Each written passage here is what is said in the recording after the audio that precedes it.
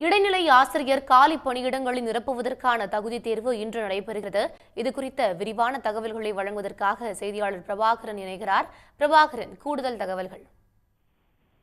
தமிழ்நாடு அரசுடைய பள்ளி கல்வித்துறையின் கீழ் செயல்படும் தொடக்க கல்வித்துறையில் காலியாக இருக்கக்கூடிய 2768 இடைநிலை ஆசிரியர் பணியிடங்களுக்கான தேர்வு என்பது இன்று தமிழ்நாடு முழுவதும் நடைபெறுகின்றது.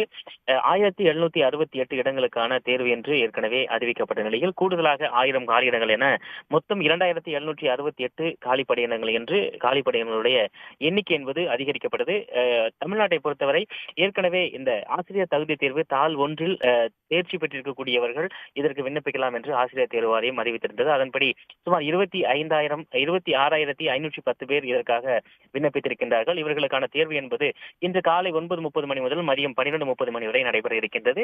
மிக குறிப்பாக தமிழ், உருது, தெலுங்கு, கன்னடா மற்றும் மலையாளம் ஆகிய மொழி பாடங்கள் இதில் இடம்பெற்றிருக்கும் என்று ஆசிரியர் தேர்வு வாரியம் தெரிவித்திருக்கின்றது. தமிழ் மொழி பாடத்தில் குறைந்தது 40 மதிப்பெண்கள் அவர்கள் பெற்றிருந்தால் மட்டுமே அவர்களுடைய அந்த பிரதான அந்த கேள்வித்தாள் என்பது திருத்தலுக்கு எடுத்துக் கொள்ளப்படும் என்று ஏற்கனவே நடைமுறைக்கு வந்திருக்கக்கூடிய அந்த நடைமுறை என்பது இந்த தேர்விலும் எடுத்துக் கொள்ளப்படும் என்று ஆசிரியர் தேர்வு வாரியம் தெரிவித்திருக்கின்றது. சுமார் 2768 காலி பணியிடங்களுக்காக சுமார் 26,000 தேர்வர்கள் இன்று தமிழ்நாடு முழுவதும் தேர்வு எழுதுகின்றார்கள்.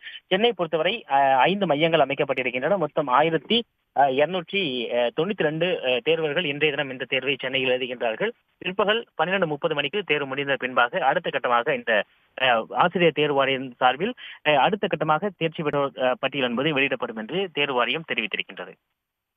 விவரங்களை வழங்கியமைக்கு நன்றி பிரபாகரன். உடனுக்குடன் செய்திகளை தெரிந்து கொள்ள சன் நியூஸ் பெல் ஐகானை கிளிக் பண்ணுங்க.